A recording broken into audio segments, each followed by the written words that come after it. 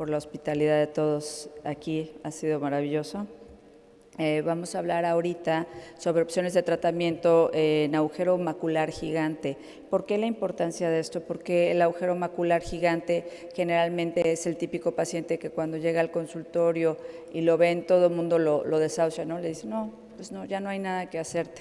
Y lo que quiero dejar aquí es el hecho de que muchos de estos pacientes con las técnicas quirúrgicas actuales tienen algo de futuro. Si no bien recuperaron 20/20, ciertamente sí podrían recuperar cierta parte del escotoma de la visión central, central, sí. Entonces, hablando de agujero macular, la prevalencia, recordemos que es de 0.2 a 3.3 en cada 1000, es más frecuente en mujeres, es bilateral en el 12% de los casos aproximadamente y está relacionada con la edad en el 83%, en pacientes de 60 a 80 años. Solamente el 5% de los agujeros maculares son traumáticos. Y esto es también importante porque muchos de los agujeros maculares traumáticos son agujeros maculares gigantes y estos muchas veces se dejan a cierre por segunda intención, pero la mayor parte un buen porcentaje de ellos cierran, pero sí es importante el hecho de que si no cierra, hay tratamiento quirúrgico y ahorita les voy a enseñar. Esto es la fisiopatología del agujero macular, que todos sabemos. Y hablando de las clasificaciones, actualmente la clasificación que se utiliza es esta del estudio de tracción vitreomacular, de adhesión, tracción y agujero macular, que nos clasifica los agujeros en pequeños, menores de 250, medianos de 250 a 400 micras y grandes arriba de 400 micras. Para considerar un agujero macular gigante, la descripción está hecha si el agujero mide más de 1500 micras. Entonces, hablando de técnicas quirúrgicas para tratamiento de agujero macular gigante, vamos a tocar 3 técnicas diferentes. Una de ellas es el flap invertido en flor. Hecho, por ejemplo, en este es un niño de 10 años que tuvo un agujero macular traumático por un gocha y llega 2 años después a valoración para tratamiento quirúrgico. El agujero macular evidentemente es muy grande y además es antiguo. Entonces, este es el típico paciente que les digo que todo el mundo le dice, no, pues ya, no hay nada que hacerte, vete a tu casa. Y les voy a mostrar cómo le fue.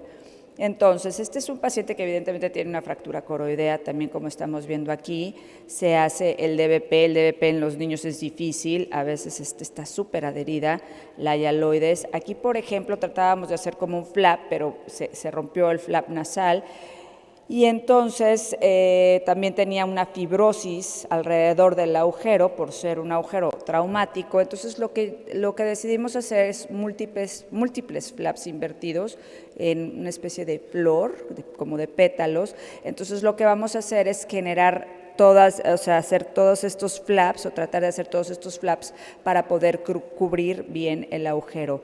Normalmente teñimos varias veces para poder tener una visualización adecuada. Y lo importante aquí es el uso de líquidos pesados. El uso de líquidos pesados te da estabilidad a la hora de estar moviendo todos estos flaps que se pueden arrancar súper fácil, y si te quedas sin flaps, tienes más opciones que les voy a enseñar adelante, pero bueno, no querríamos quedarnos sin flaps. Entonces aquí bajo líquido pesado es mucho más estable poder llevar todos los flaps a cubrir el agujero. Posterior a eso se hace un intercambio con mucho cuidado, inclinando el ojo hacia el lado nasal para que los flaps se mantengan en su lugar, y usamos ¿cómo se llama? Gas, ¿no? Generalmente usamos SF6. Fíjense, esto es más o menos la idea de lo que se hizo, y el niño tuvo un cierre de agujero y recuperó una capacidad visual de 20/80, lo cual es muy importante considerando que es un niño de 10, 11 años, ¿no? Digo, de la edad que sea, pero bueno, finalmente tuvo una recuperación visual y queda con un escotoma, pero es mucho más claro y logra ya ver letras. Entonces, hablando de este tipo de tratamientos, el tratamiento de agujero macular gigante traumático en niños puede ser beneficioso para el paciente. La tinción múltiple puede ayudarnos con la visualización. El peeling bajo perfluoro es más fácil cuando se realizan múltiples colgajos, y la realización de una técnica similar a flor con colgajos invertidos es útil en agujeros maculares traumáticos con fibrosis en el borde de la lesión. Otra de las técnicas quirúrgicas que vamos a platicar es el uso de membrana amniótica liofilizada. La membrana, por ejemplo, este paciente tiene un agujero macular, un desprendimiento del área macular, Y lo que vamos a hacer es un paciente con una retinopatía proliferativa fotocoagulada, tiene 2 agujeros, fíjense aquí el de la flecha amarilla es otro agujero independientemente del agujero macular gigante. Y lo que vamos a hacer aquí es utilizar la membrana amniótica. Primero vamos a quitar todas estas fibrosis, estas adherencias que tenía en el área macular. Estas burbujas, por supuesto, no son a propósito, pero son cortesía del becario. Ya después teñimos, hacemos un peeling de la limitante, ¿por qué? Para evitar tener tracciones. Y posterior a esto vamos a hacer un parche con una membrana liofilizada. Liofilizada significa que está conservada, no deshidratada, por proceso de congelación, entonces no tiene cara anterior y cara posterior. Para manejar esta membrana tenemos que hacer un intercambio parcial, como estamos viendo aquí, entra por el calibre 25, lo cual es muy bueno porque no tenemos que hacer más esclerotomías. La metemos con la pinza, tratamos de acomodarla, pero realmente lo que pasa aquí es que con la misma pinza la jalábamos, entonces terminamos descubriendo que con la cánula de soft tip es mucho más fácil manipularla porque lo que intentamos es meterla por debajo de las paredes del agujero para dejarla localizada en esa zona como un parche, tal cual, para poder generar un cierre. El otro agujero se le puso láser y se puso en este paciente silicón por toda la complicación de la patología que tenía. Entonces, fíjense el posoperatorio, vamos a poder ver, aquí ven la membrana amniótica, fíjense cómo está parcialmente metida y a pesar de que la metimos, salió un pedacito, ¿no? Pero bueno, este es el primer día del posoperatorio.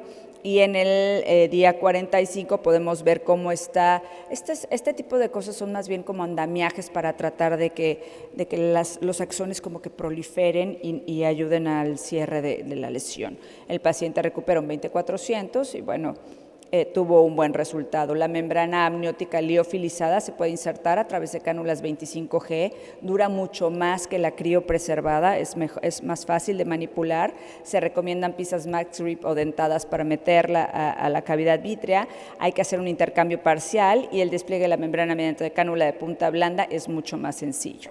Y la última técnica quirúrgica que vamos a hablar es el trasplante autólogo de retina. Este es un video del doctor Virgilio Morales, que es el que más ha hecho este tipo de cirugías.